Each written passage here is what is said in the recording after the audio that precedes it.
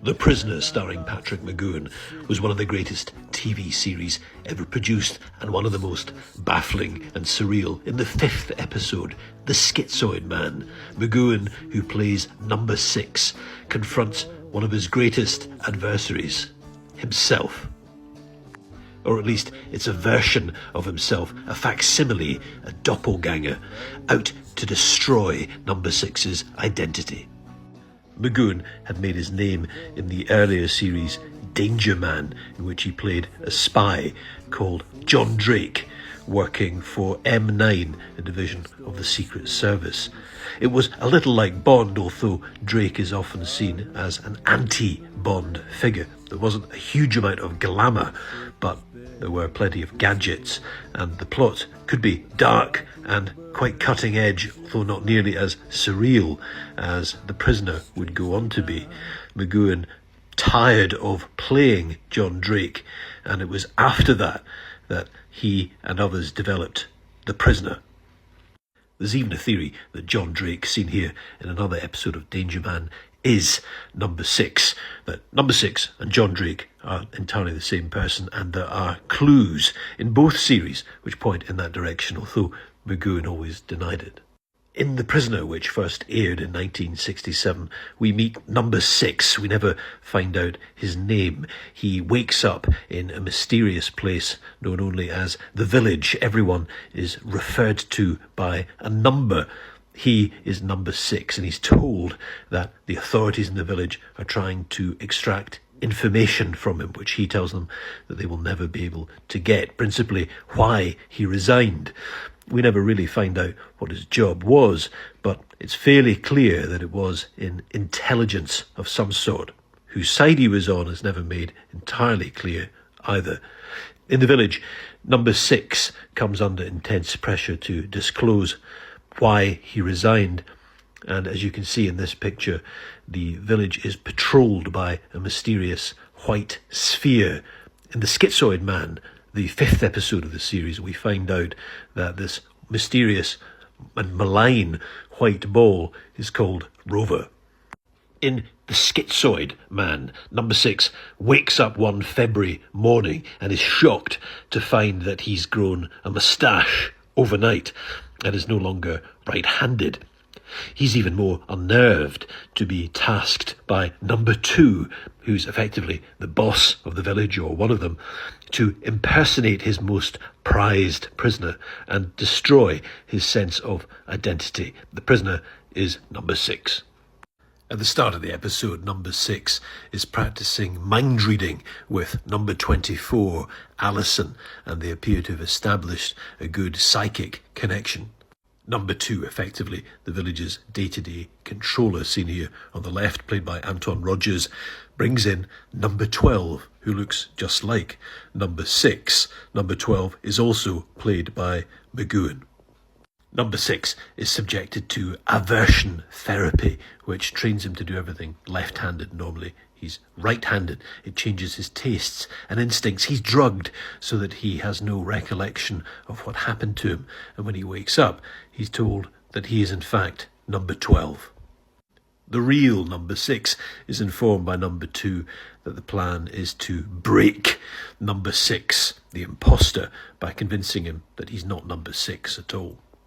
Number 6 and number 12 take part in several tasks designed to prove who's the real number 6, but the aversion therapy means that number 12 is able to outperform number 6 in, for example, marksmanship. As we can see here, number 6 would normally be an expert marksman. So number 6 struggles to prove his real credentials. It even turns out that number 12 has number 6's fingerprints.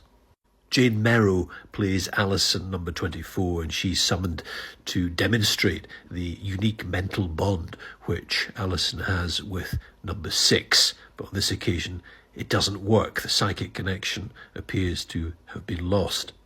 The mind reading, or supposed mind reading with Alison, was done using Zener cards, which contain weird symbols, and one person has to guess the design on the card which is concealed from their view, and the idea is that this could demonstrate extrasensory perception, or ESP. Number 6 figures out what has happened to him when his memory is jogged by the sight of a blood blister under his fingernail, which he got prior to the aversion therapy taking place. And it's spread quickly, which suggests that a number of weeks have gone by, and yet his calendar has only moved forward by 1 day. He slowly begins to figure out what's happened to him, and he reverses the damage done by the aversion therapy by administering himself with an electric shock. In vengeful mood, number 6 makes for the lodgings of number 12, confronts him, removes his fake mole, and forces him to disclose his real name, Curtis, and the password, which will be needed to get past Rover.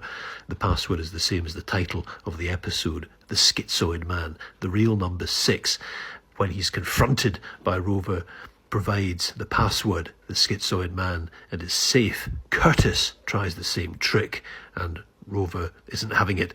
Rover targets Curtis and smothers him to death.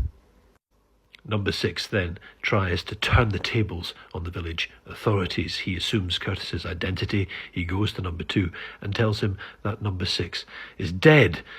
Number 2 says that wasn't the point of the mission. You're going to have to go back to our superiors and report the failure. Number 12 and number 2 are clearly old chums, and on the way to the helicopter they chat, and just before he's about to take off, before the real number 6 is about to take off, number 2 tells him to give his regards to Curtis's wife, to number 12's wife, Susan, which the real number 6 agrees to do. He gets on the helicopter and it looks as if he's made it. He's finally getting out of the village. But the helicopter is then brought back. And number 2 breaks it to him that he's rumbled the whole thing because Susan is dead. She died a year ago. The Schizoid Man was filmed in 1966, and the writer was Terence Philly, who says he was told by McGoohan that the writers decide what the story is when they start writing. McGoohan himself said he didn't really know what the series was about, and that gives you, the writer, a great deal of latitude. And Philly said that McGoohan was keen on the episodes having a surreal vibe to them, which indeed they did, and McGoohan would encourage writers to veer away from the standard, the conventional, the linear, and bend it out of shape, do something a little different. And indeed the series succeeded in doing so, and as it progressed became ever more surreal. The Schizoid Man works so well because it gets to grips with the key themes of the series, to do with identity and freedom and liberty, and the extent to which the state, in the form of the village authorities, might go to destroy an individual's sense of identity.